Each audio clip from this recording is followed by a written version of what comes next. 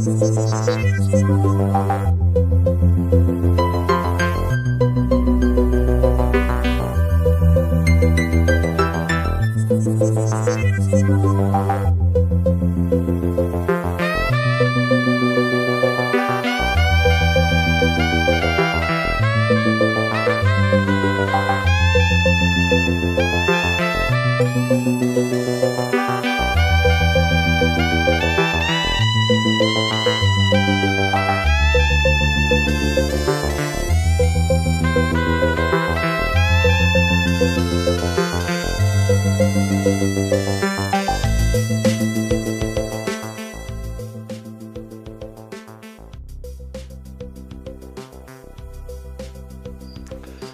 morning and welcome to the Red and Ed Show, where it's always morning, even in the afternoon. I'm your host, Jay Edgar, and my wonderful co-host got laid over in Charlotte earlier on today, so I reached out to my friend Jessica Green to help out for the rest of the day. Jessica, how are we doing today? I'm doing great. How about yourself? Doing good. Thanks for coming by and doing this with us here. That was a really, really great thing at the last minute here, so definitely appreciate it here. And as you know, and as you saw up in the itinerary, we have got a ton to talk to today. There's a ton of stuff that happened this week. Well, not really a ton of stuff, just a couple things, but they were really, really big things here. And one of them including my hometown and all the mess that was just starting out when I was last with my audience last week here. So I hope you're ready to talk about something that was actually a little bit heartbreaking to me. We'll do our best. We'll plow through. I don't know if you saw any of my live streams that I had going on over there, and any of the on the ground stuff that I did last week. But I can't believe.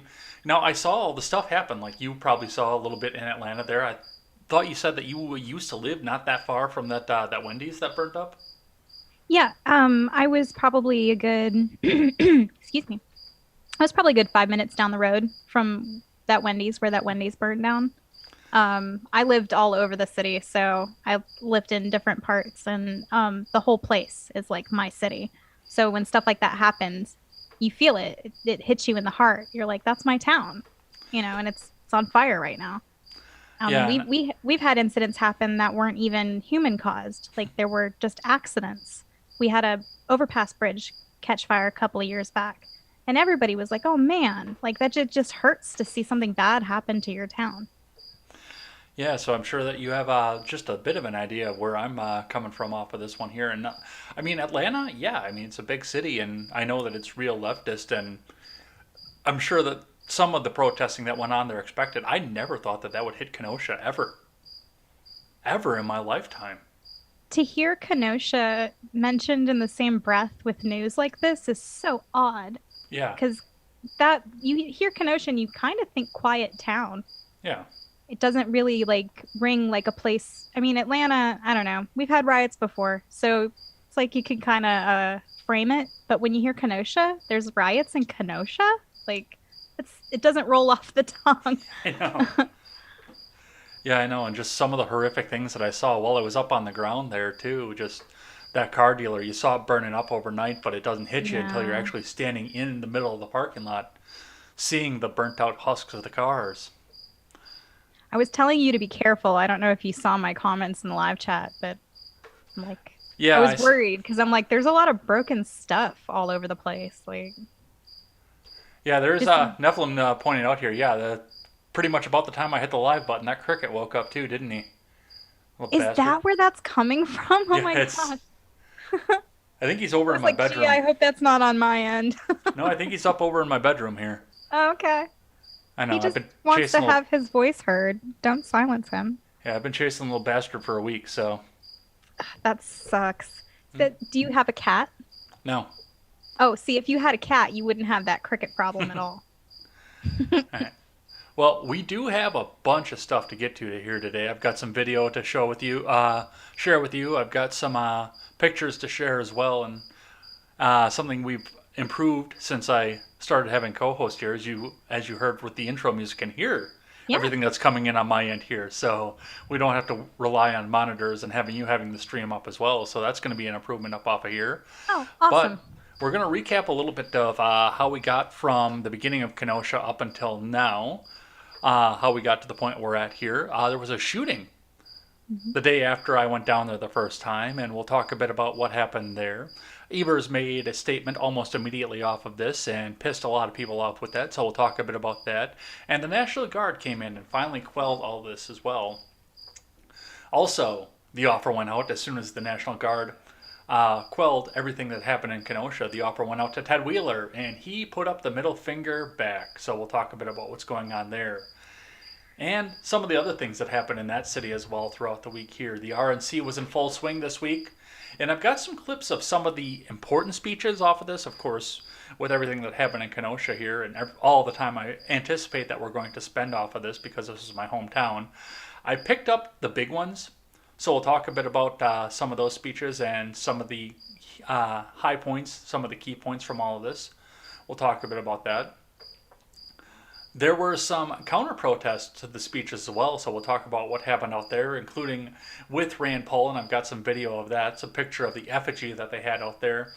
And we'll talk a little bit at the end of the show about Hurricane Laura, the hurricane that time forgot because everything else was happening up in Kenosha. So it is going to be all of this and more over on the Red Ned Show. We are streaming live right now to YouTube, DLive, Twitch, Periscope, and Facebook. And if you're over on Facebook, head on over into one of the live links that are above you because then you can participate in live chat. We will read the chat between topics. We've got a couple of chat breaks carved out in the itinerary, so we'll come back and read chat between the topics and see what you guys have to say and answer any questions for that. Or if you can't catch us live or you want to catch us later on, you can catch us over on YouTube as well, or over on BitChute.com. Or, lastly, you can take us up on the go. We are on iTunes, Google Play, Stitcher, and Spotify. So come over and check us out on any of those platforms, and you can take us with you wherever you go. Lastly, come on over and head on over and see freedomscoop.com. Freedomscoop.com is going to be your one-stop shop for all of your news and commentary needs. You can check out great shows like the Freckles and Brit Show, the R-Rated Conservative, the Breakdown with Birkenhoff, the Daily Ignoramus, and the Generational Gap. You can go over there and check all of them out. You can check out some of our swag, pick some of that up, and help us support great creators, and help us build a community of great creators as well. Great people to listen to, great people to talk to, and great people who will read your chat and answer your questions. Well, since you are not the regular guest over here, the regular co-host that sits over on the side of the screen, I want to make sure that you get some time to do a little bit of self-promo, a little bit of self-plug, and just a little bit of self-interest there. So why don't you tell the audience a little bit about yourself? I know you've been over here a couple times here, but just take some time and tell us all about the world of Jessica Green. Sure. I am the host of the Jessica Green Show, which is my YouTube channel. I also have a blog, which is the Libertarian Kitchen Witch. I do recipes, food history, and kind of some personal opinion gets mixed on in there. So if you're interested in reading, you can check that out. I'm on Twitter. That's the best way to reach me. It's LIBT Kit Witch, Libertarian Kitchen Witch at LIBT Kit Witch. So if you want to, come yell at me for something I said, that's where you would find me. Why would we ever want to come and yell at you for something you said? You're so pleasant all the time. I am very pleasant. I also have, completely spaced on this. I have a horror movie group. We're in the midst of the 100 Nights O Horror Challenge right now. We're on night 40, I think. And it is the largest horror movie challenge on the internet. You can find that on Twitter as well, at 100 Horror Nights. Or there is a Facebook group, 100 Nights O Horror, as if it were Irish, green, But yeah, that's if you're a horror movie fan. We don't have a lot of rules. It's okay that it's like midway through the challenge. Just come join the fun.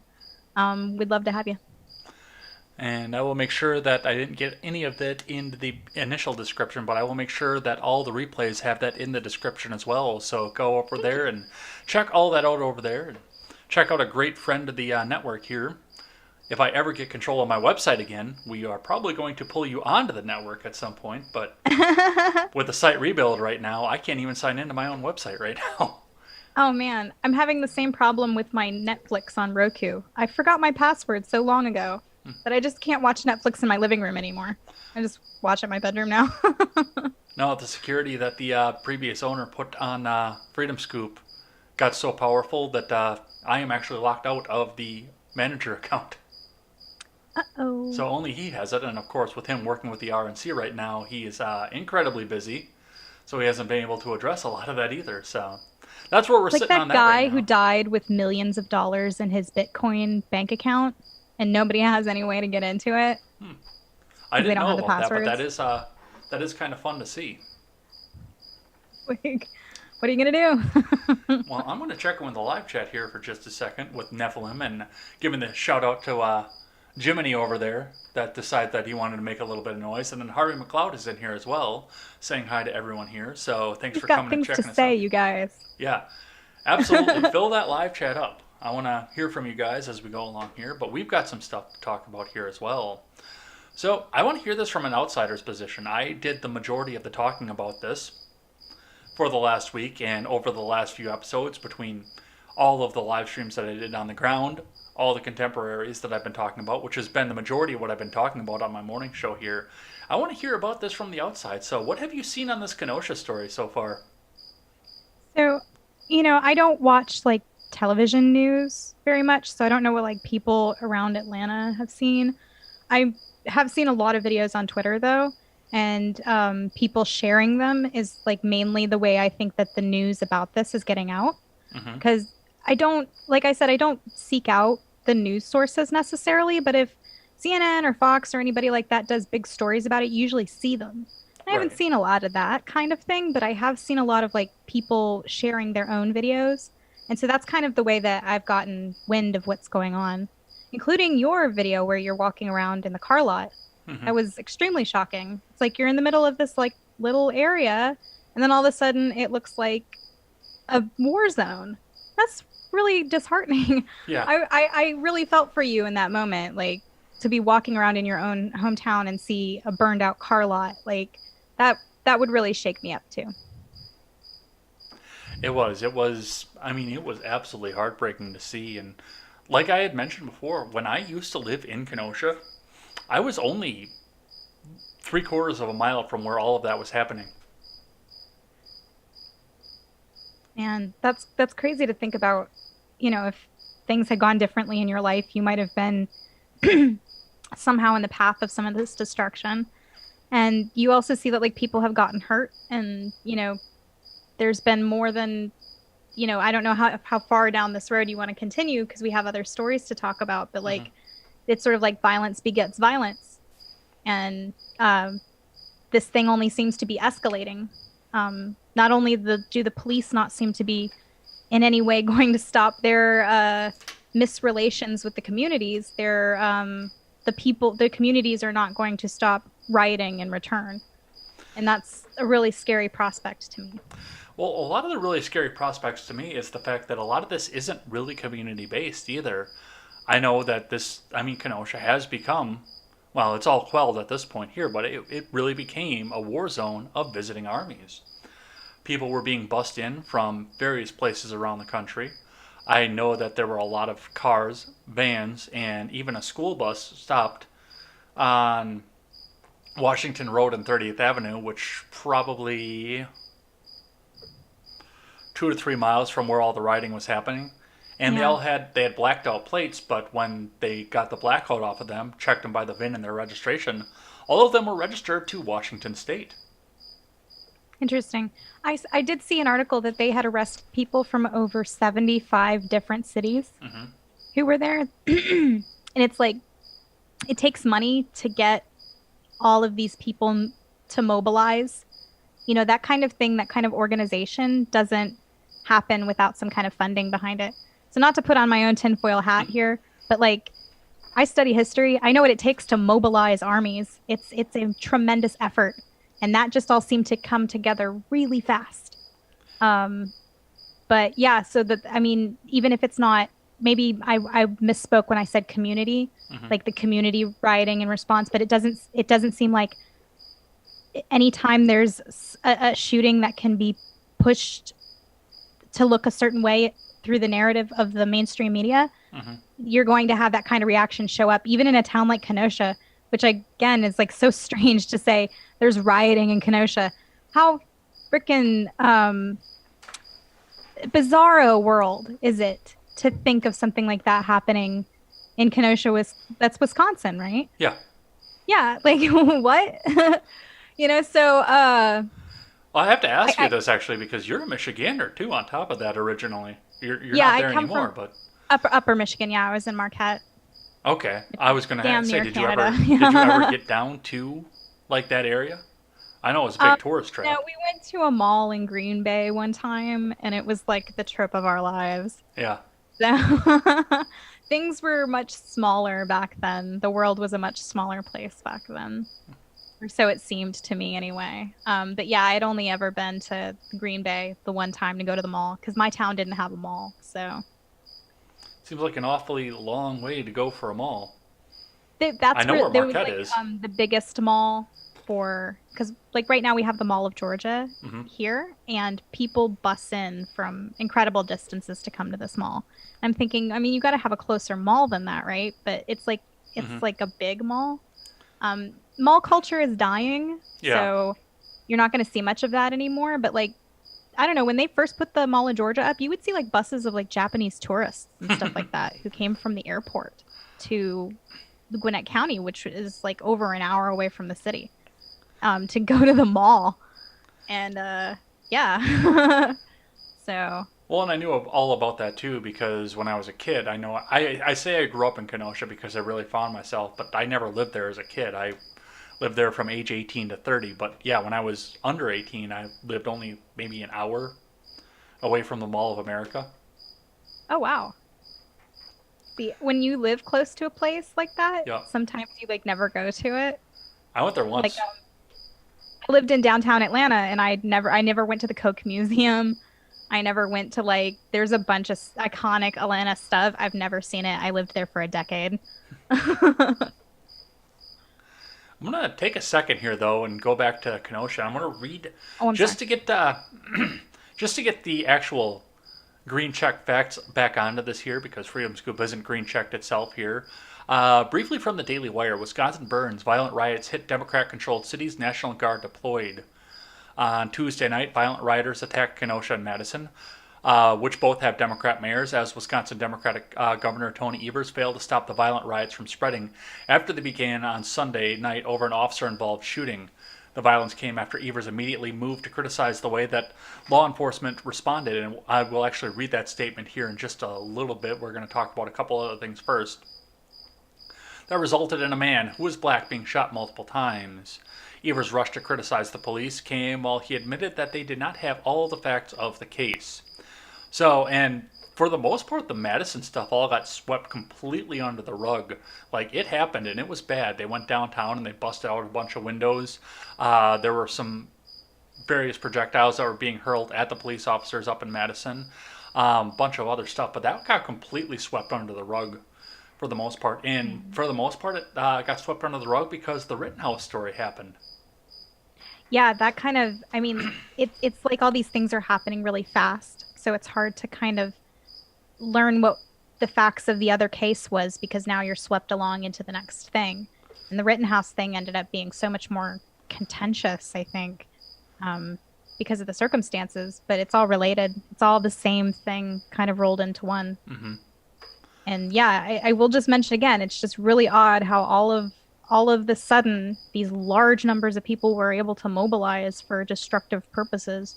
Like I just think that's something to notice. Well, I don't think it's odd at all. I mean, like you had said, I think there is something that's back here driving it. But yeah, I mean, the whole thing happened at 5 o'clock on Sunday afternoon. And by 7 o'clock, and this is Central Time, of course, but by 7 o'clock, yeah, they were busting shit up and burning shit down. Something, yeah, that requires organizational effort, I think, to I mean, sure, you have angry people, but I mean, do you think every single town and every single place uh, has this tendency to go busting windows in their own neighborhoods? No, they don't, you know?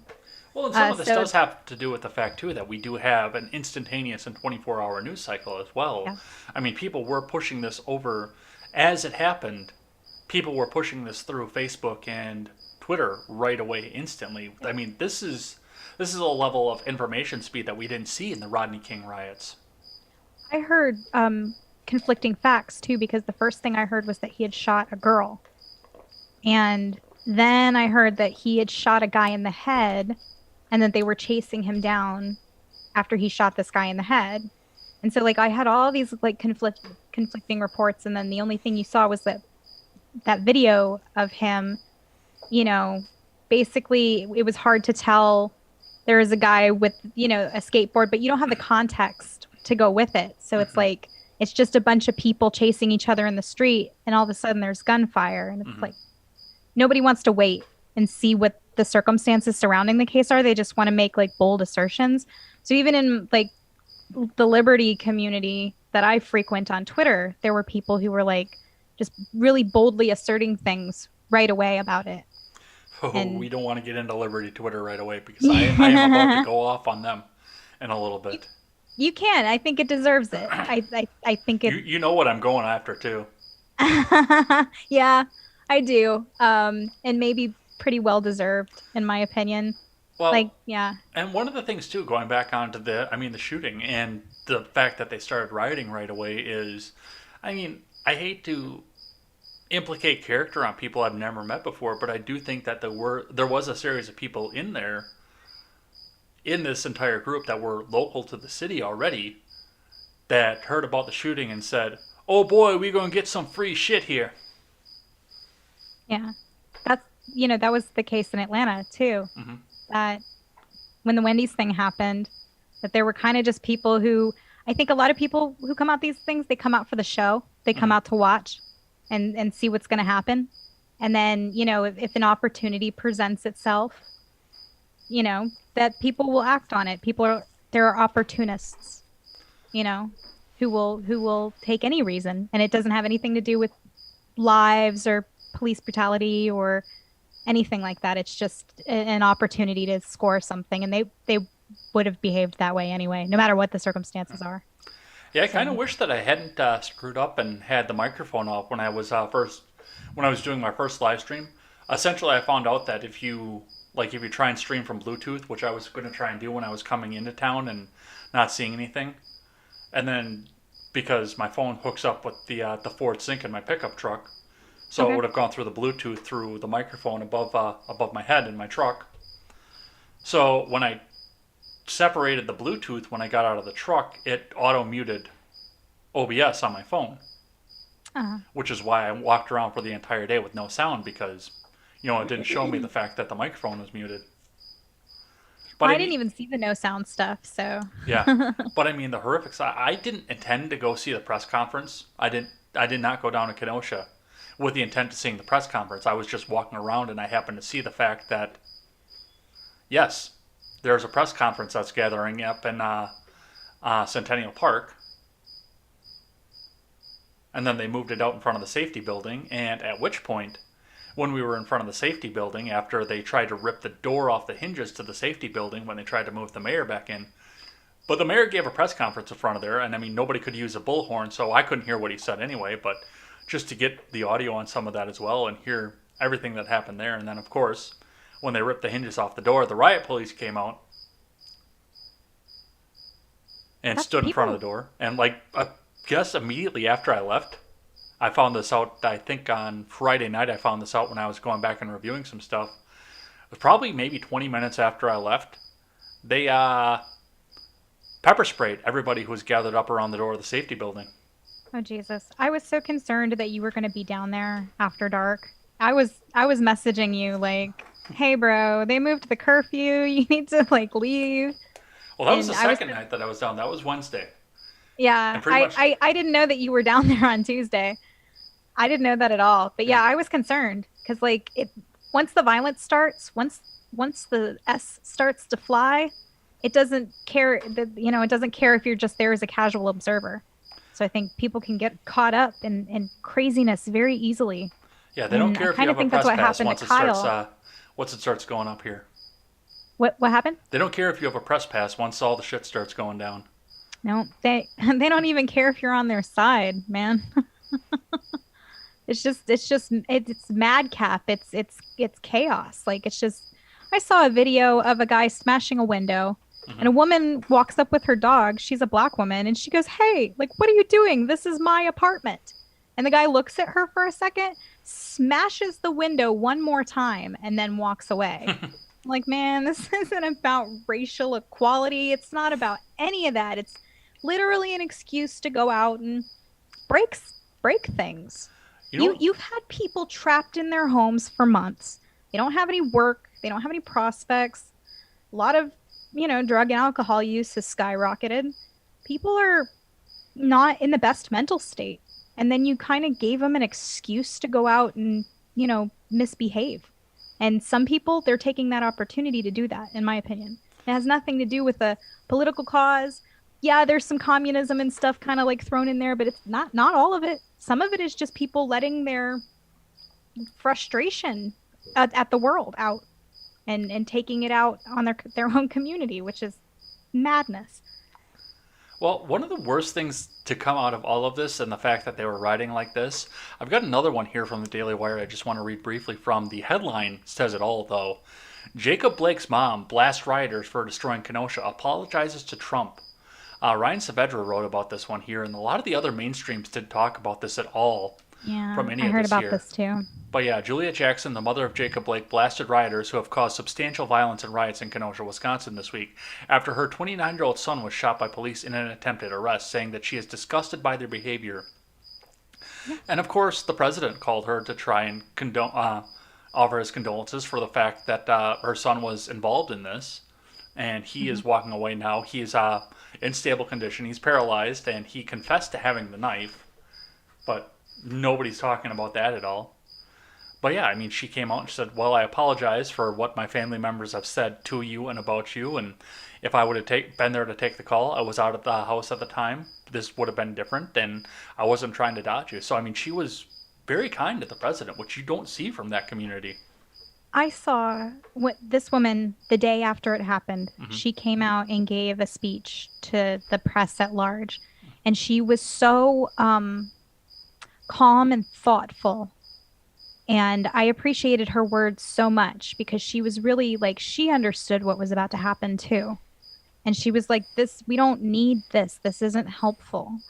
She urged calm. She urged unity. She urged understanding. And like, I think that she was unfortunately like crying into the wind because it fell on deaf ears. But I really appreciated this woman. So when I heard that she had gotten a personal call from the president, I was like, hey, I mean, I don't think that much of political offices, so I don't want to be like, oh, that's nice. But I mean, that's a nice thing, and I'm sure she appreciated it, because this woman's going through a terrible, terrible time, just personally herself.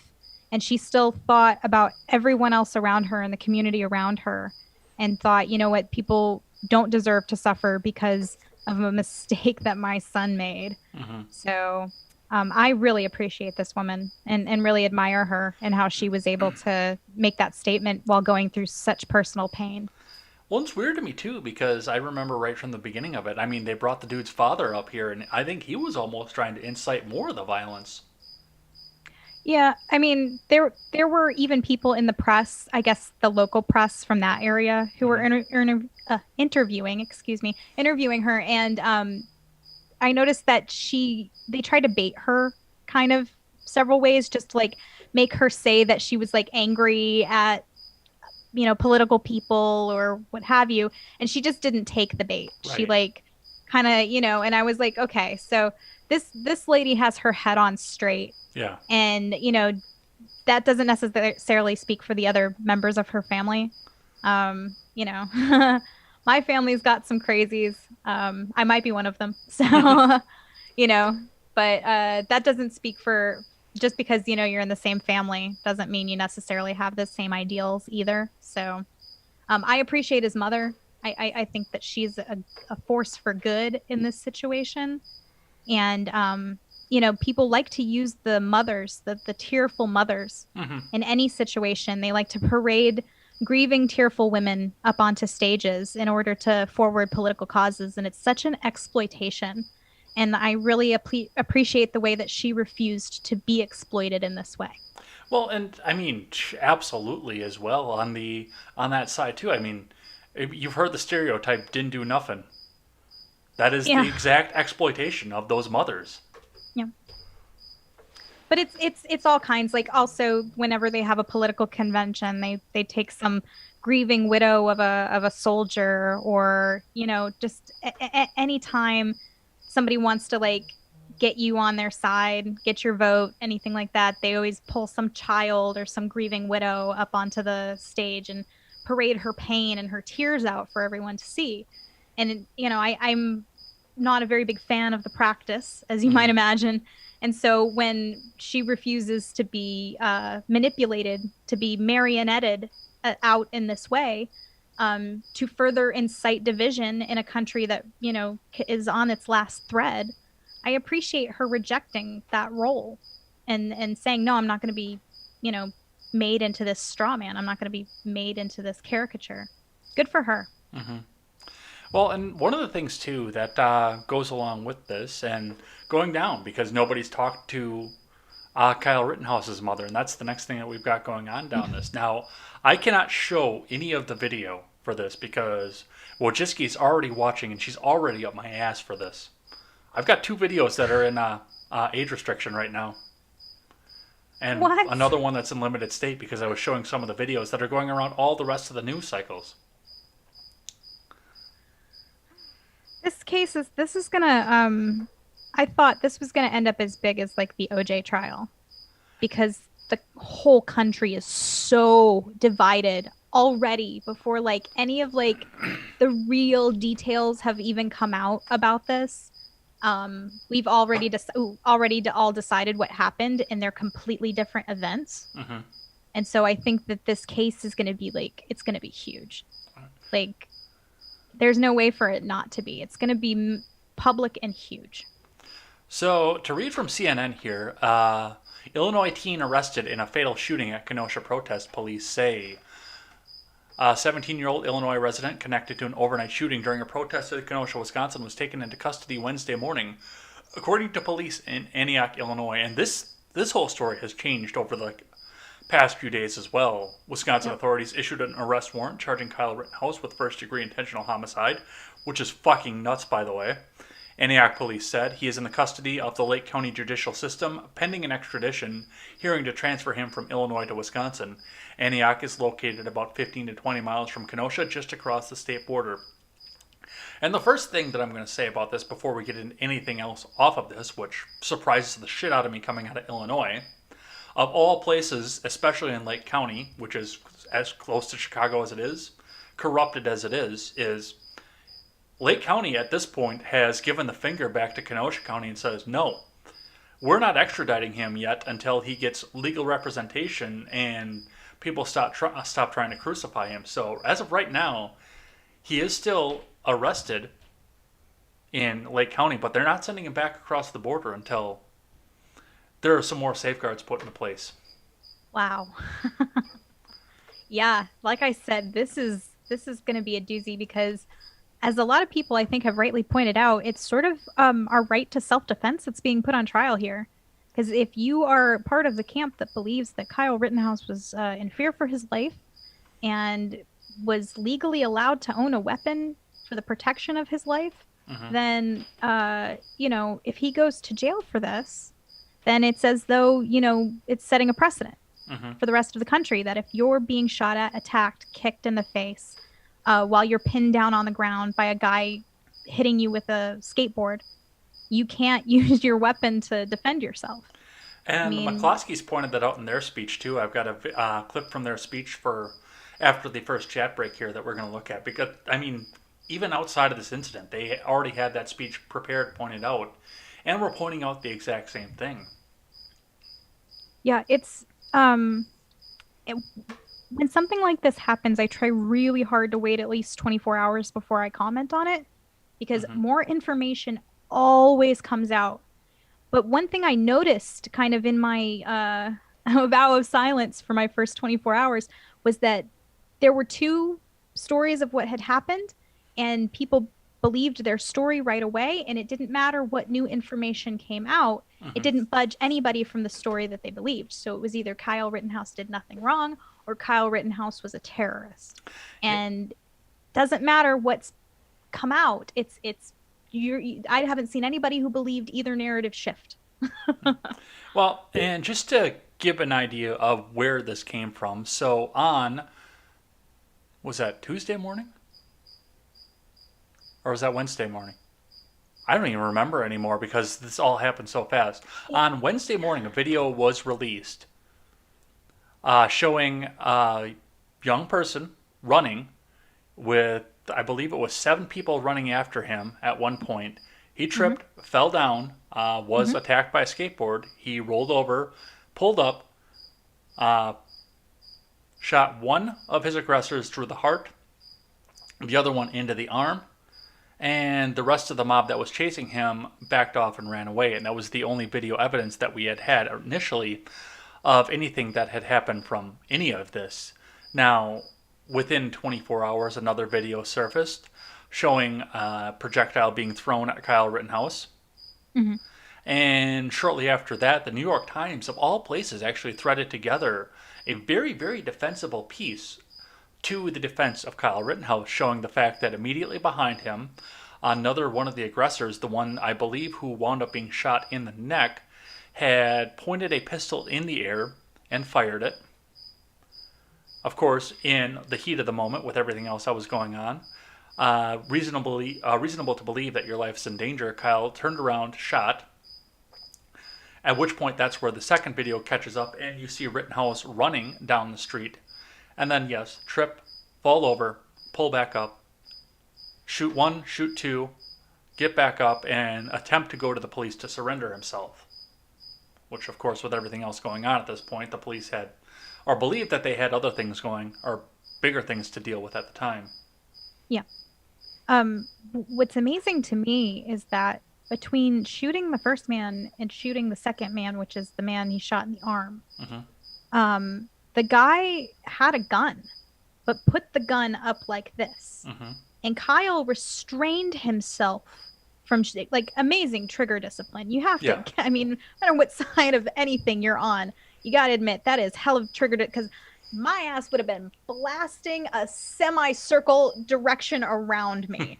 But he restrained himself from shooting the guy, and then the guy goes to point the gun at him, at which point he rightfully obliterates his arm.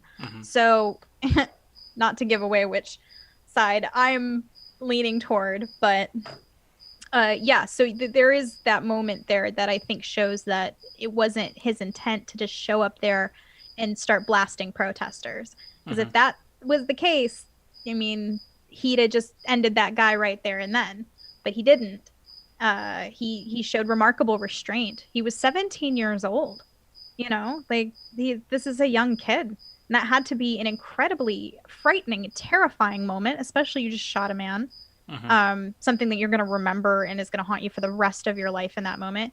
And you still showed remarkable restraint and discipline not to shoot and kill that other man you saw approaching you with a gun.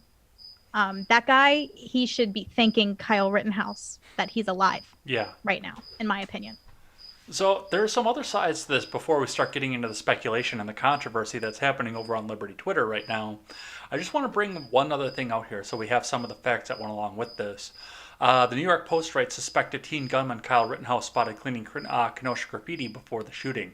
So the photos the photos that's circulating around shows Kyle Rittenhouse cleaning graffiti off the side of Ruther High School, which I pointed out in the video that I showed the second time. Is that his high school? I could never find that. No, because that's 20 miles away from where he lived, and he would have had to cross state lines to do that. Oh, okay, I see. But that's the high school that they put people that have let's say behavioral problems where they can't go to a traditional high school. That's the alternative high school. We got one of those here. Yeah. Yeah. So, like, if a bunch of people who've been to juvie and stuff like that, they're the ones that go out to Ruther High School. But yeah, that's right downtown. I took several videos. So essentially, a high school for kids with special needs got vandalized by a bunch of crazies. But okay. Yeah. So he was on the side of the building cleaning off the graffiti from that. Some other facts have come out here before we get into the speculation. I want to point out Rittenhouse was in town in that morning to work. He was working as a lifeguard at one of the local pools. So he was in town already. It wasn't like he had come across state lines just to hunt down other people, as the narrative has been going along here. He was in town as a lifeguard. He stayed to help clean things up throughout the day and into the night after the curfew and everything. And the biggest thing that came off of this is the fact that he had been asked to stay and defend a car lot, which I still have not found what the relationship was between him and the car lot owner. So I will plead the ignorance on that one as well. And he was handed a gun for his own defense that was from Wisconsin. That gun never crossed state lines, and that is important because that takes another one of the charges off the table that has been levied against him. So as of right now, he has got 2 counts of first-degree intentional homicide, 1 count of attempted first-degree intentional homicide, a count of transporting a firearm across state lines, and a count of minor in possession of a firearm unlawfully. Yeah, so someone had pointed out to me, and I'm not a legal expert, so I don't know how true this is, but that there is some strategy in overcharging him. That trying to go at him with a full first degree murder charge, like it's harder to make that kind of thing stick. So that there is some strategy to help him get off by overcharging the situation. Because I think even in the best of circumstances, him being, drop kicked and hit with the skateboard, by a mob that's been definitely shown to be able to do violence. I mean, how many? We're looking at 26, 30 odd people who have died in these riots so far. So I think, even without a Molotov and even without a gun being fired into the air, a person being chased by a protester mob has every reason to believe that their life is in danger. I certainly would have. And I, like I said, might not have been able to show the level of trigger restraint that young Kyle had shown. God bless him. And now Twitter, as you have mentioned, and we've been teasing here for a little while, is up in arms as to whether or not this kid is innocent or guilty of first-degree murder. Sal, aren't we? We are going to talk about Sal. I am pissed at Liberty Twitter right now because so many of them are up on, and I know why they're doing it too. I know why they're so ready to crucify this poor kid. Now, and especially now, let me lay out the scene before I get into this. So, about half of Twitter right now is in defense, and most of 4chan too, but it's 4chan, so that's what it is. But most of them are in defense of Rittenhouse, that said that he did nothing wrong, that he was in defense of himself, and I really believe that he was in defense of himself. He got hit in the head by a fucking skateboard as a pedophile, convicted, was standing over him with a gun, pointed at him. He did nothing wrong. It is my belief that he was acting in self-defense. And the other half of Twitter is on the side of he is an intentional. I mean, to listen to some of these people over on the other side of Twitter, I mean, this wasn't a self-defensive shot and him rolling back up. To listen to some of the people on the other side of Twitter, these 3 people were up on their knees and being shot in the back of the head execution style if you listen to the way that they're describing the whole situation. Which, I mean, from the video, that's definitely not what happened. And Sal the Agorist was the one that just really pissed me off because now I'm seeing that a lot of Liberty Twitter is ready to crucify this kid. And I understand why. I do understand why they are out this, because they have that much hatred for the state. Remember that young Rittenhouse wanted to grow up and be a cop when he grew up. So what's been your take on all of this? So Sal made an initial tweet where he made a point about just sort of the intent of going down there with a gun, that, is it necessarily self-defense if you're like putting yourself in a situation to fight? And I kind of thought, like, as a discussion point, it was a valuable point. Even though I believe he was acting in self-defense, it's like, yeah, these are things we can talk about for sure. Like, you have this gun and you're running around in the middle of this, protest / riot. And I mean, I think there are things to sort of discuss, are you looking for trouble to a certain extent? You know, we are kind of filled with a hero rhetoric because I don't want the kid to go to jail for doing what I would have done in the same situation. Though I do recognize the point that I wouldn't have put myself in that situation to begin with. I think there, you can have a discussion. We don't give ourselves the freedom to kind of discuss things anymore. He was getting piled on at that first tweet. And I think because of the pile on, he's kind of just like decided to go ahead and lay on the gas with that. I do think you're correct that there is a hatred of the state that envelops the sort of like anarcho Twitter community, especially. I also have that disdain for the state because of what it is philosophically. But I think that maybe, I don't know, I'm more of a pragmatist, and I recognize that we like live in this world. So it's not like tomorrow we can snap our fingers and then the state just won't exist anymore. So like you have to take into a say again. Wouldn't that be nice though?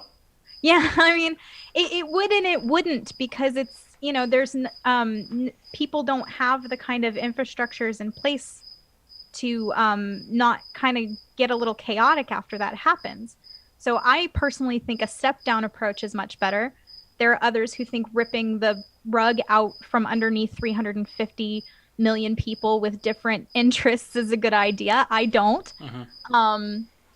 But yeah, I think that things can be done better by the private sector than the state. That doesn't necessarily think, you know, in an anarcho community that I envision, that there wouldn't be people who fulfill the role of what we now call police officers. There would certainly probably be a private entity that did that same function. We still would want there to be security forces in a world without the state. So to me, it's kind of like crazy to be just like, oh, well, we just hate cops and therefore Kyle Rittenhouse is our enemy because he wanted to be a cop, therefore he's guilty. That is a terrible, that's not even a line of logic. There's no line here.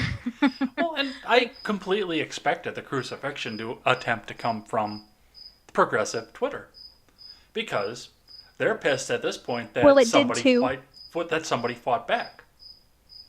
Yeah, it did too. I most of my Facebook is still like vastly socialist and liberal, and the narrative there is that he's a white supremacist terrorist that went there with the intent to just mow protesters down.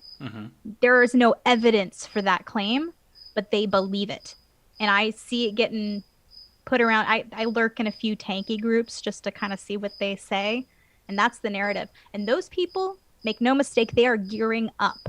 They want a war. And if people are willing to go down there with firearms to give them that war, that's what they want. And so I think there is a valid discussion to be had there. Like, is the appropriate response to go down there with weapons and to play their game with them, to start this violent conflict that they want so badly? I don't know that that's a strategically good idea, to give them what they want in that circumstance, which is violence. Right. And I think poor Kyle Rittenhouse followed a path of good intentions straight to hell. He wanted to do the right thing. He wanted to do what he thought was the right thing. And it ended up he killed 2 or 3 people. He killed 2 and injured a third. His life, as it would have been, the path and direction of his life, as it would have been, is forever altered. He'll never not see the faces of the men he killed. It'll never not be part of who he is, that he is Kyle Rittenhouse, a name we all know now. I mean, this has altered this young man's life and 3 other lives irrevocably forever. So, you know, that there's just no evidence for the claim that he went down there with the intent to just shoot protesters. So, you know, let's stop with that narrative immediately. Let's stop with the narrative that he may have had a hero vision of himself, as so many young men often do. And I think that could have played a role in why he decided he needed to go down there and that he should have a gun while he did. But it's tragic. It's not a hero story. It's the tragic loss of a young person's life, Hmm. including, and this isn't including the two lives that were lost at the end of the gun. His life is lost here too, and I think it's tragic. Hmm. And I don't celebrate what happened at all, and I don't think anyone should get it in their head that they should follow his footsteps or take up arms and go down them there and fight with these people because I think that's what they want, and it would be giving them what they wanted. Sorry, rant. I know. I'm sorry. No, that's fine, and I've had plenty of them as we've gone along with this as well. Because I mean, just everything about this situation up until the very end of it was ridiculous. City. It's there are people who their stated purpose is to bring down the country, to like Hmm. bring down the government, bring down the culture, all of it. It's not just the state that they're going after. So like don't mistake these people as being on your side. Right. They don't want a liberty minded um stateless society, a Rothbardian stateless society. They want to replace one kind of authoritarianism with another kind of authoritarianism. And, you know, some of the rhetoric that they're using has been tried before, and it resulted in millions of people's deaths. And it's just, you know, to get drawn into open conflict with these people is playing their game. They will poke you and pull your beard and do everything that they can to get you to come out there and fight with them. You know, because then, you know, that's what they need. That because you see how they take this clear cut case of self-defense. This kid was getting hit with a skateboard. Hmm. I mean, there was a mob who has been shown perfectly capable of killing other people, ready to descend on him in the middle of a night street. It was a clear cut case of self defense, and he is being painted as a white supremacist terrorist who went down there with the intent to kill. Uh, Evidence doesn't matter anymore. Like people can see with their own eyes, it doesn't matter anymore. So don't let them draw you into their conflict because Hmm. you can't win that PR battle. It doesn't matter how right you are. You know, that's and the places where this violence is being allowed because the state officials are allowing it, you know, you have to get out of the way of that. You know what I'm saying? Don't rely on those people to come save you. They're not going to come save you. But, you know, if you want, you're not going to go down there and start a war either. Like, don't do that. That's all I'm saying is don't go start wars. Right. Because this place is a fucking powder keg. Sorry, I didn't mean to swear. Why not? I'm just saying. I mean, like, it's not ladylike. I try not to do it. It's not ladylike. This place is a fucking powder keg. People go down that you think you have this thing in your head, like, oh, I'm gonna go down there and I'm gonna protect property and all of those things. And yeah, that's a noble kind of idea. But look what happened to this kid. Hmm. You know what I'm saying? Like the state, the state's not gonna protect you. Right. they they will if it is politically expedient for them, they will crucify this kid. He will spend the rest of his life in prison. If it's politically expedient to these people to do Hmm. it, the state's not going to save you. Do not rely on them for that. So in my opinion, if you go down there with firearms, there's going to be blood. You know, and it might be yours. What are you doing to your family? What are you doing to your community? You know, to go down there and start a war. Don't do that. So, like, I get where people who are angry at Kyle Rittenhouse for doing what he did. I don't know that he's completely in the right. I don't know that he's a complete ingenue and all that he wanted was to be a protector. I don't know his intent. All I know is that it's stupid. Like it's clearly stupid to go down there and fight with these people. Well, I know Lynn Wood is defending the kid, the guy from the Salmon case, The guy from which case? the Nick Salmon case, the guy that won Nick Salmon all that Okay. money off of all the networks. It's the same lawyer. He is not directly going to court because I don't think he can practice criminal law in Wisconsin, but he is setting up the Okay. defense team, an all-star defense team, pro bono That's a for relief. Rittenhouse. That kid really needs an all-star defense team because this is not about facts. This isn't about him or his intent or what actually happened anymore. This is a huge national public trial in the middle of I mean, not that they're going to have his trial before the election, but um, this has almost nothing to do with him anymore. He is just the Right. puppet for the stage that's being set right now. And this is the kind of thing that we actually had trial by jury and unlawful search and seizure. This is the reason that the founders set out the Constitution the way that they were, so that people couldn't just go down into a kangaroo trial, so they could actually have legal representation and not be persecuted by the state. This is the reason the Constitution was set up the way that it was. I believe that the Constitution is a beautiful document. It's really, truly a beautiful document, and it's a modern of a marvel of modern ingenuity, like bringing us into the future. But it didn't function the way that it intended as a stopgap, like for the government's power. It didn't function that way, and so yeah, it might have been set up that way, but it doesn't work that way. The government violates it easily. Well, and they get a lot of help from the fact that every bit of news is available to everybody almost instantly, too. And it's not news either. It's right. It's what propaganda. This side wants you to think, what that side wants you to think. Like watching Fox and watching CNN, it's like watching two different versions of reality. And I like we were talking about how not all the people in the same family think the same way. Members of my family are tearing each other to shreds on social media right now because they watched the same video and saw, sorry, that's my dog making that noise. They saw two different events.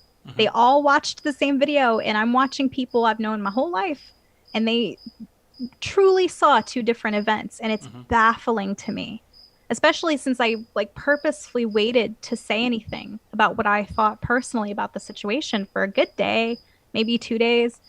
I didn't say anything and just watched everybody talk about it. And I was like, wow, that really astonishes me. And it's not just two versions. It's people have 30 different versions of this event, because I see the way that Liberty Twitter is split on this issue. And, then I have my Democrat friends and family and far left tanky friends and all those kind of people. Like, they see this as like the opening shots. They're like, it's on now. And then I don't know if you were going to get into this story, so pardon me if I'm skipping ahead, but then you have the murder of the Trump supporter in Portland. Yeah, night. I've got that actually queued up over here for a little ways down the road. Yeah, but people on the hard left, they're celebrating that this is the opening shots and we've shot back. And so many people have the words Civil War on their lips. I don't know if that's something that can get you banned from YouTube yet, but Tim Pool is still there, as insufferable as he is. Well, famous people get away with a lot more stuff, being part of the modern aristocracy, but that's another episode. Well, hell, I can talk about a cheese pie in a fence store and get thrown off of YouTube. You talked about a cheese pie and they threw you off? That's crazy. A cheese pie must mean something sexual in Silicon Valley. No, what kind of pie has mozzarella and various toppings on it? It's I get what you're saying. And then a door and a fence. Door and a fence. Yeah. Oh, you can't say it, but I'm not understanding what you're saying though. What do you call a door? Pizza gate. Oh. We were just having a word guessing game that had nothing to do with it. I'm so sorry if you get your channel canceled. I'm so sorry. All of you people over on YouTube, all the people over on YouTube, make sure that you find the link for the DLive and the Twitch in the description there, just in case. Just in case. Yeah, damn. Man, they'll ban you for sneezing. But yeah, so I mean, there are people who are looking at this like, okay, it's on now, and they're fundraising for gear so that they can go out there and fight with people. And that's why I'm stressing it to people. I'm not telling you not to defend yourselves, if something comes to you, absolutely defend yourself, but don't travel somewhere looking for trouble because it's not going to go the way you think. And man, I bet if that kid could turn around and take everything back, he would in an instant. Well, we do have to move in off of this topic, and we Sorry. have been going on this for quite a while here. But one of the things that really instigated this, and I wanted to touch on this, was, since we're about to be thrown off YouTube anyway, that skinny, bony cocksucker, Tony Evers, that governs my state right now. He released a statement right up at the beginning of this, and a lot of people are saying that this was the statement that started all of this. I am going to read, I have WAOW out of Eagle River, Wisconsin, northern Wisconsin, as the statement here. I'm going to read a selection of this because it appears to be what started all of this. This is, I don't think, the article that I wanted. No, okay, this is a later statement off of this. We cannot forget the reason why these protests began and what we've seen play out over the last 2 nights and this isn't the one I wanted. Many nights this year is the pain, anguish, and exhaustion of being black in our state and country. But as I said yesterday, and as I'll reiterate today, everyone should be able to exercise their fundamental rights, whether a protester or a member of the press, peacefully and safely. So this actually branches off of the statement that he had given the day before on Tuesday, saying that we don't know all of the facts of this case, but a lot of black people are shot and killed by the police, and this isn't the first time it's happened, was the statement that he put out that I really wanted to talk about off of this here. So before there were any facts in off of this, Evers was right up on the soapbox to condemn what the police officers did, knowing nothing, and admitting right in the beginning that he knew nothing. Yeah, that's the new way, though, isn't it? Because you have the 24-hour news cycle and you have exactly that amount of time to control your narrative. So you have to put it out there as quickly as you can, because after that, facts don't matter. Once they come out with their initial story, that's what people run with, and it doesn't matter that you find out that he had a knife and that I think the thing that I heard, I haven't confirmed this, I only heard it, was that they had been called out there for him. The initial story that was getting passed around is, oh, he was there to break up a fight between two women and he was this peacemaker. No, it turns out he was the reason the cops were there in the first place. He was violating a restraining order that was filed by a woman that he raped. But it does, I'm not saying that for me facts don't matter, like at the end of the day facts don't matter. I'm saying for the narrative purposes the facts don't matter.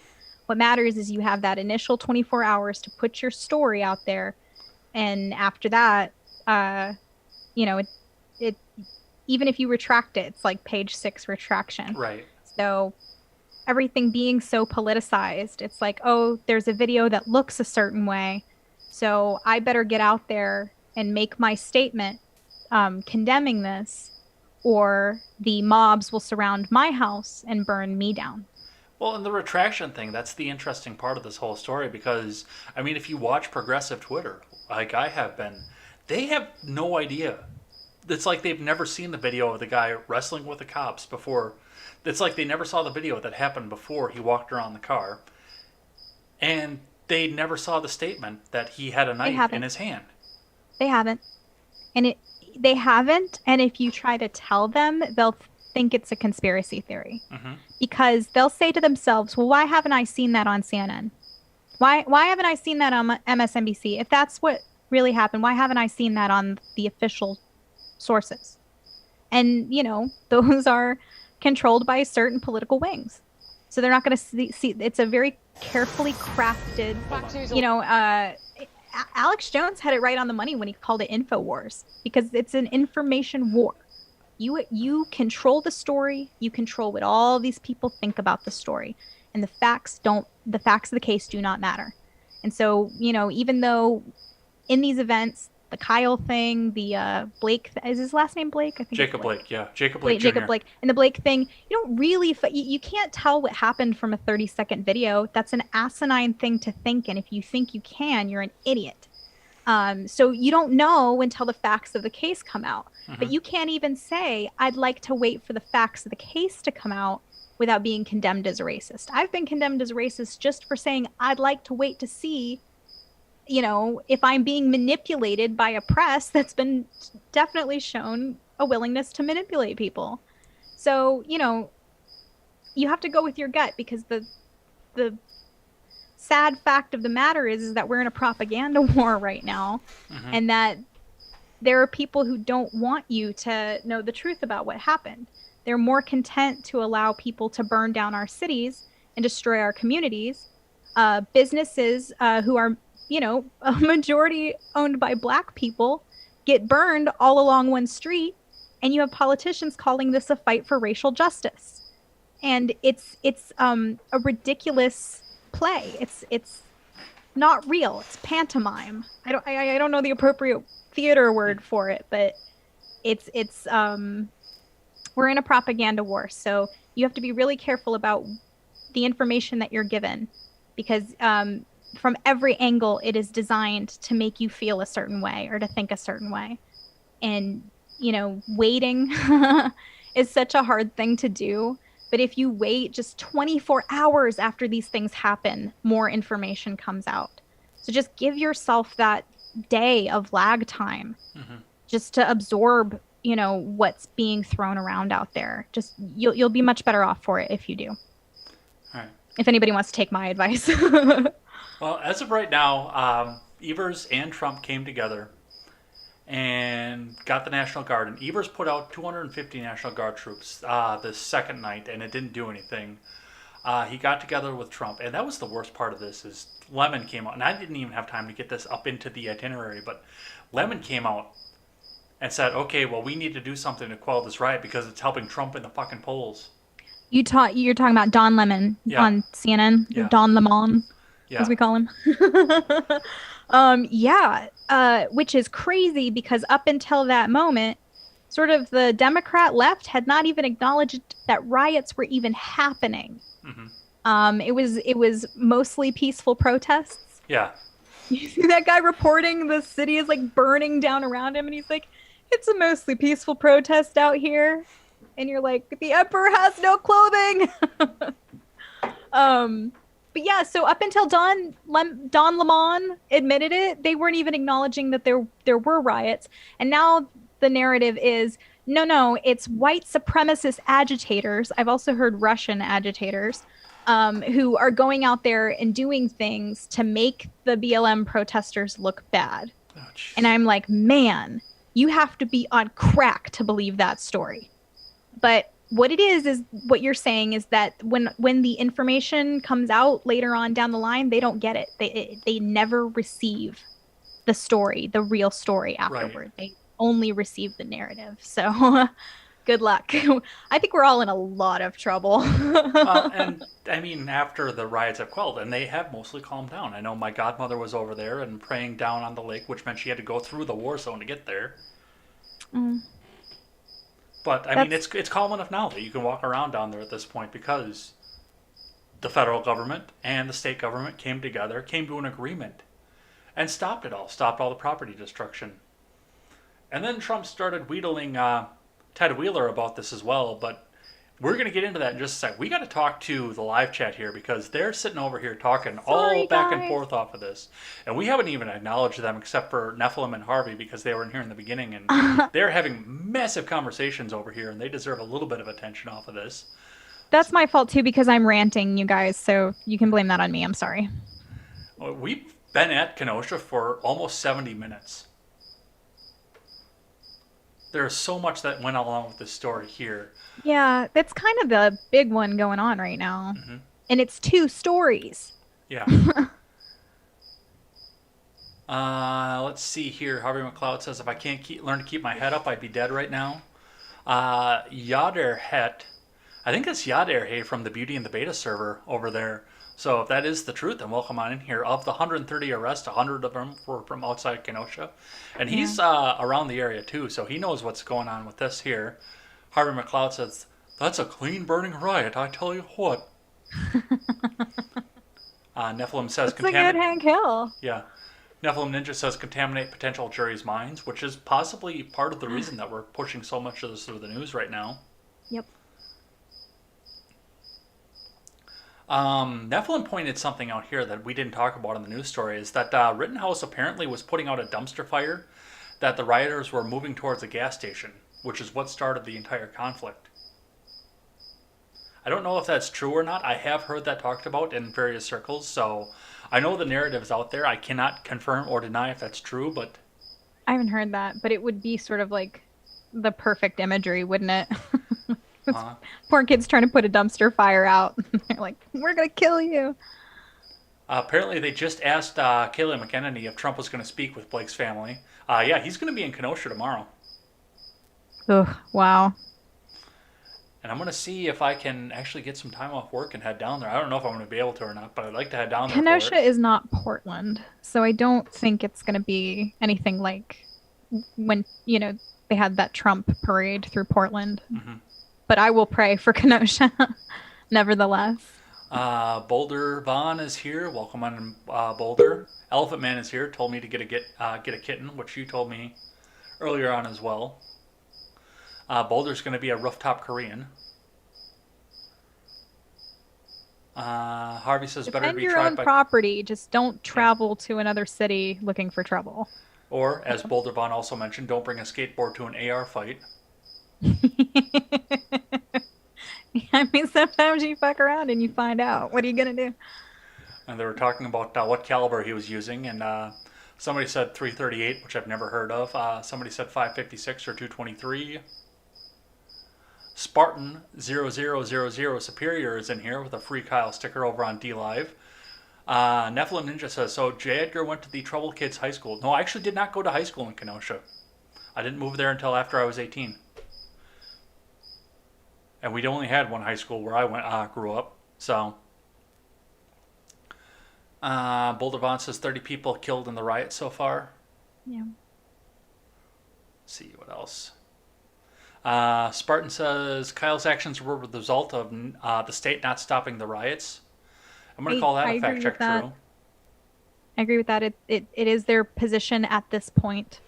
I know a lot of anarchists will get mad at me for saying that, but what, are we not going to have a security force in Ancapistan? Get out of here. Yeah, I agree. They should have brought the hammer down on this a long time ago. Dejected Dumpling says he should have a state funeral with a 12-gun salute. Who should have a state funeral? I don't know, actually, because nobody died. Nobody. Oh, I mean, the rioters died. You mean the guy with the skateboard? Maybe.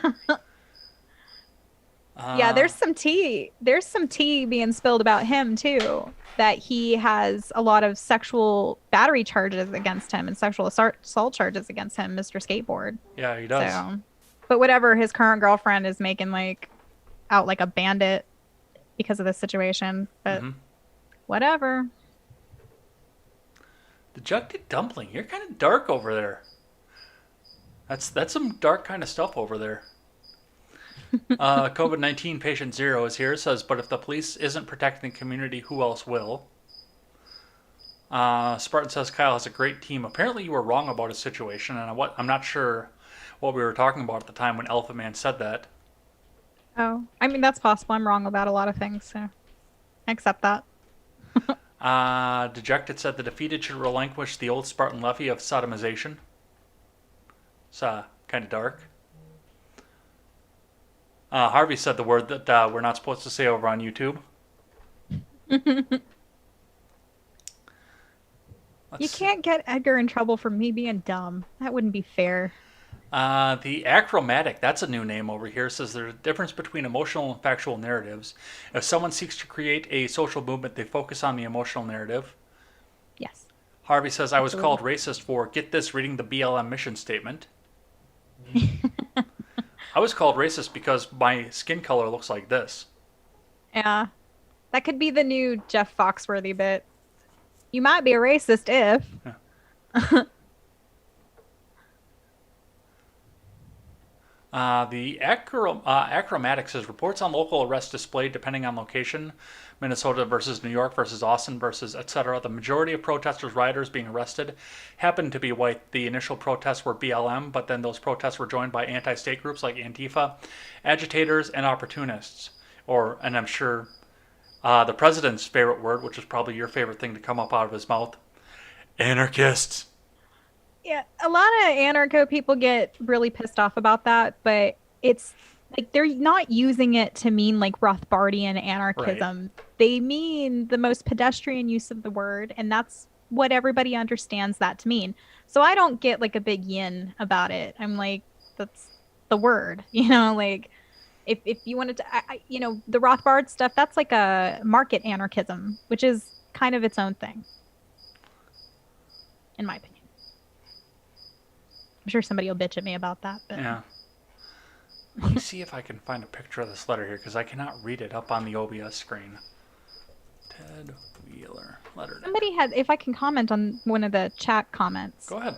someone would say that Kyle did what Kyle was there because the police didn't do their jobs, and that if the police aren't doing their jobs, who will? And I agree with you that if the police don't handle this, if the police aren't allowed to handle this, and that these things aren't shut down, that it's going to be on the communities to defend themselves, and that's going to go badly and poorly, and it's going to be a bloodletting. And that's why I'm urging, people not to travel to places with guns thinking that you're like going to defend businesses and stuff like that, because that's just like a recipe for disaster. And my hope is that the police will be allowed to do their jobs. If not, it necessitates the National Guard being allowed to do their jobs as well. All right. Well, we're going to jump back into topics here and pick up where we left off. And I think we're going to have to actually skip a bunch of stuff off of this.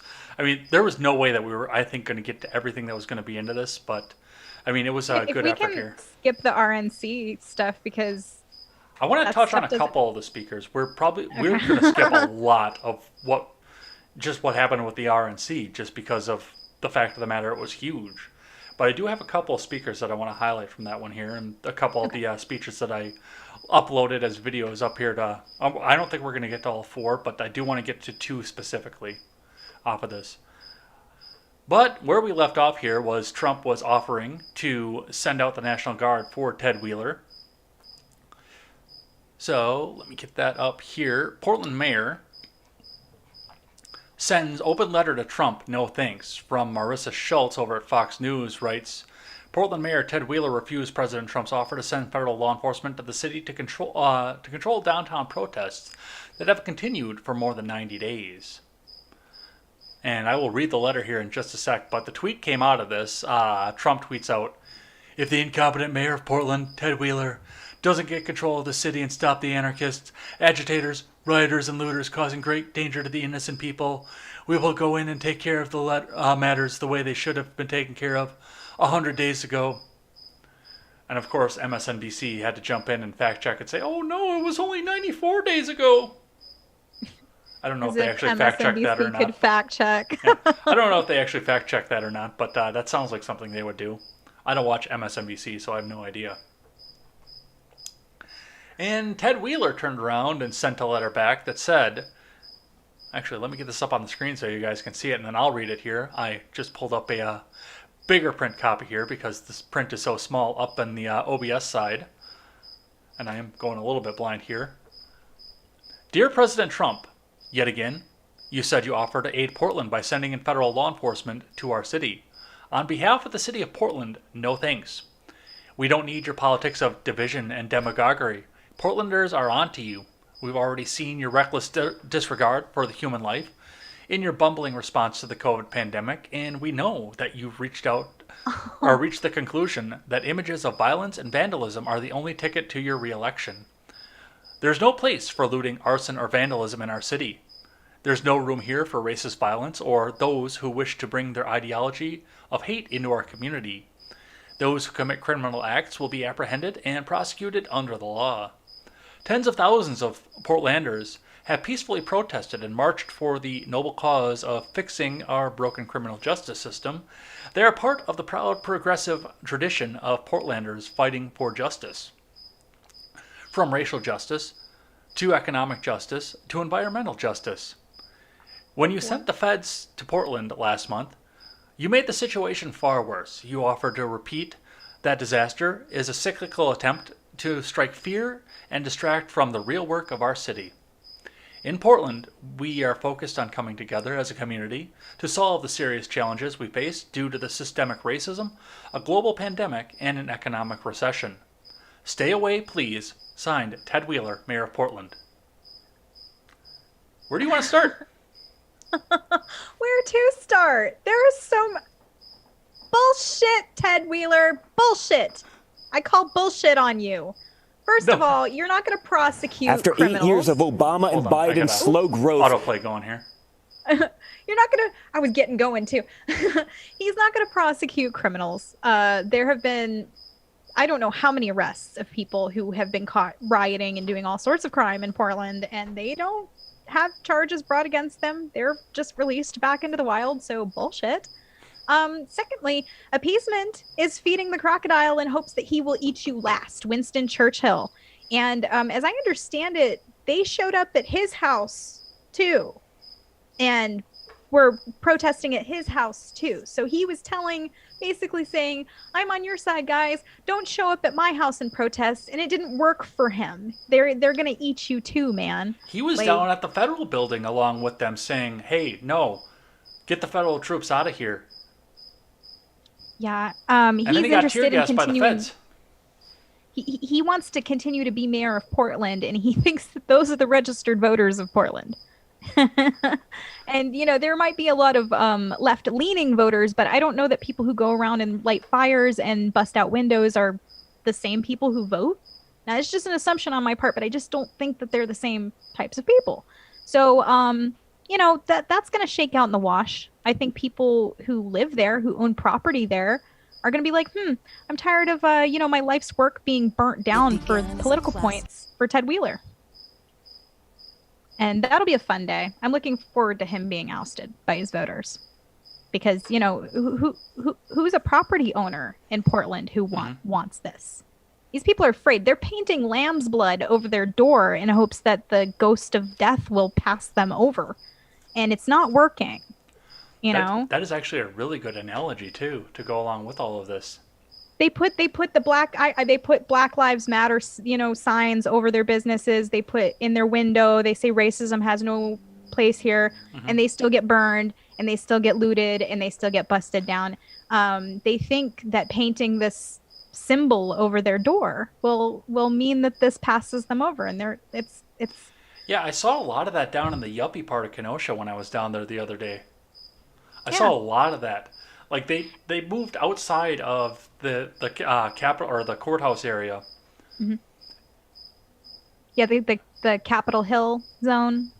Yeah, kind of. It's like their little hippie area anyway. But I mean, they never got down. There's a sort of a yuppie stretch down along the lakefront in the area, and none of the riots and protests moved down there, but they were all boarding up windows and everything out there too. And yeah, I just saw that all over the place. BLM, Rainbow, Hatred Has No Place Here, all over the place. And I think that there are a lot of people who will raise their fist in public, but then who will turn around and vote for Trump on the backside, because they're doing that so that they don't get burned, they don't get bloodied, they don't get beaten. That is I'm a coward. If there were a mobbing crowd screaming at me, I would raise my fist. I would be terrified. That lady that they were doing that to, I don't know if you saw the video of that or not, but they had some woman cornered in an outdoor cafe. Yeah. And they were demanding that she raise her fist. And God bless her, she had the courage to tell them no. But I would have been terrified in that moment. You know what the best part of that one was? What? She was an avid progressive supporter of Black Lives Matter. But she had the sense of self not to do something that the mob demanded of her. And I have so much admiration for her, because I don't know that I would not, just in the interest of saving my own skin, I wouldn't be like, yeah, okay, cool. But there are a lot of people who are going to raise their fist in public, and then they're going to turn around and vote for Trump on the backside, because they're tired of seeing their communities being burnt down. This isn't about racial justice. Watching somebody bash in the windows of a black woman's apartment, like, what the F are you doing? And then he looks her dead in the eye and he breaks one more piece of the window before he walks away. It has nothing to do with racial justice. And I think that people see that. The multiracial community of this country is not divided the way that these people are. We're not at war the way that the radicals want to pretend that we are. And I think that, I'm pretty confident in a Trump victory, frankly. Yeah. And on top of that, that happened on Friday. Over the rest of the weekend, we had more stuff happen in Portland, and now Ted Wheeler has kind of changed his mind a little bit about what's going on here. So I want to talk about a bit about this here. I'm going to read from CNN. Portland protest shooting death. Here's what we know, which is what they want us to know. And we'll talk a bit about some of the holes in all of this, what happened in Portland on Saturday. Protests were taking place, as they have for more than 90 consecutive nights, against racial injustice and police brutality. The protests started with the killing of George Floyd in May and were fueled again by last weekend's shooting of Jacob Blake in Wisconsin. A Trump 2020 cruise rally in Portland started earlier in nearby Clackamas, Oregon, where a large group of Trump supporters and cars gathered, CNN affiliate KOIN reported. Video footage from KOIN showed pickups with American flags, thin blue line flags, and Trump 2020 flags prominently displayed in the vehicles. After the rally, a line of cars, motorcycles, and trucks made its way along the Trump 2020 cruise rally route, which appeared to include the downtown Portland area, according to an image on a Facebook advertisement of the event. Portland police were made aware of the rally and tried to keep the caravan out of the downtown area, Police Chief Chuck Lavelle said at a news conference on Sunday, but a group of vehicles were able to come into the downtown core.